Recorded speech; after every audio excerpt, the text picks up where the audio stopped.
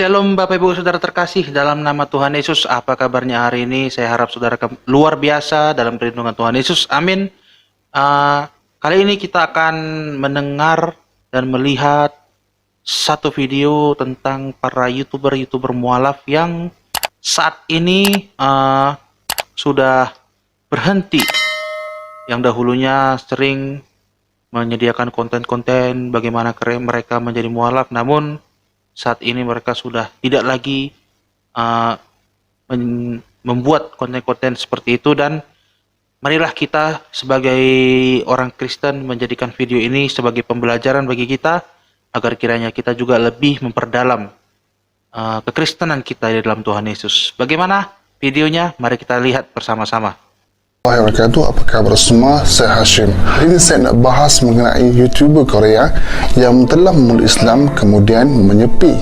Seperti kita tahu, sahabat semua, sebelum ini banyak YouTuber daripada Korea yang membuat channel di YouTube, membuat konten Islamik, dan akhirnya mereka masuk Islam. Antaranya ialah yang terkenal ialah Daud Kim.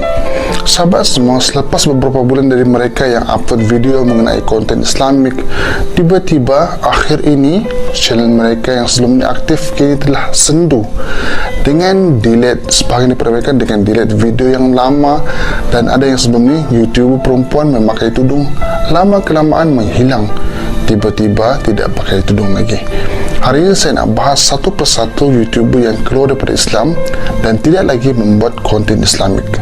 Yang pertama, Rashid O ni YouTuber yang baru nak naik. Dia banyak tiru konten-konten daripada Daud Kim. Contohnya baca Fatihah, try untuk solat, try berpuasa, dan dia macam-macam challenge yang dia telah buat. Lepas dia buat konten-konten Islam, akhirnya subscriber dia pun naik sampailah ke 170,000 subscriber dengan dia JV dengan Daud Kim.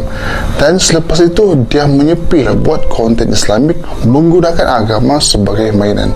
Dia pun kecewa dan baru-baru ini dia upload satu video terbaru mengatakan yang dia telah keluar daripada Islam. Talk about the reason that I left Islam.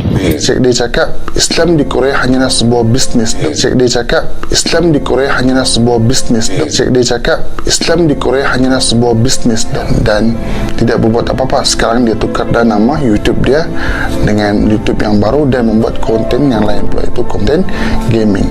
Yang kedua, YouTuber Yongsword yang memiliki 1.3 juta subscriber. Apa yang saya tengok, rata-rata subscriber dia adalah daripada Timur Tengah, iaitu daripada Arab, di negara Arab lah. Sebab tu video dia buat subtitlenya ada Arabik. Yongsword ni banyak bagus sebab dia belajar Islam, berkawan dengan orang Islam dan belajar dengan orang Islam mengenai Islam. Bukan macam Rashid O yang main jedok sarang sini tiba-tiba mengaku Islam. Yongsword ni pernah ke Mekah dan buat umrah, dan sebelum ini dia upload video hampir tiap minggu. Memang ada je video baru dengan konten Islamik tentang berpuasa, tentang solat dan sebagainya. Tapi amat membimbangkan sebab dia menghilang selama 2 bulan, sahabat semua. Dia langsung tidak membuat konten lagi, tapi rata-rata daripada mereka tidak lagi membuat konten Islamik. Yang ketiga, ada YouTuber yang bernama Yerin yang mempunyai 70,000 subscriber. Sebelum ni dia aktif buat konten-konten Islamik, guys. Macam-macam lah dia buat mengenai Islam, tapi akhirnya dia delete semua video yang ada dan upload konten yang baru. Video yang baru bukan Islamik. Allah. Yang keempat adalah Zahra Yong yang mempunyai subscriber banyak tu.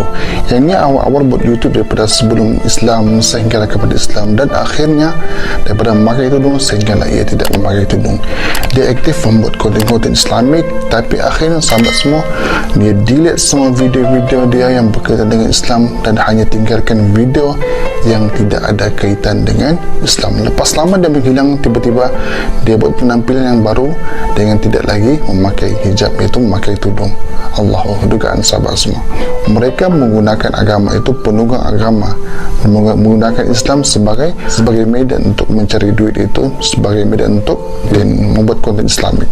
Dan banyak lagi YouTuber baru nak up macam Pil dan lain-lain. Sahabat semua, sebenarnya kalau kita nak cari kebenaran dalam hidup ni, khususnya dalam agama, kena cari sungguh-sungguh, belajar bersungguh-sungguh, belajar dengan orang yang lebih arif tentang agama, belajar dengan orang yang lebih pakar tentang agama, bukan setakat tengok di YouTube sahaja, tiru-tiru dan buat aksi yang seperti mana Rashid O buat. Agama ini sahabat semua bukannya mainan. Agama ini adalah pegangan kita, etiket yang kita ada dalam jiwa kita, kita pegang sampailah kita bawa mati. Jadi sahabat semua, dalam beragama ini ialah bukanlah bersahaja, tapi kita sematkan dalam diri kita, dan itulah yang akan kita pegang dan kita amalkan dalam sehari-hari kita sebagai umat Islam. Jadi cukup sekali itu saja.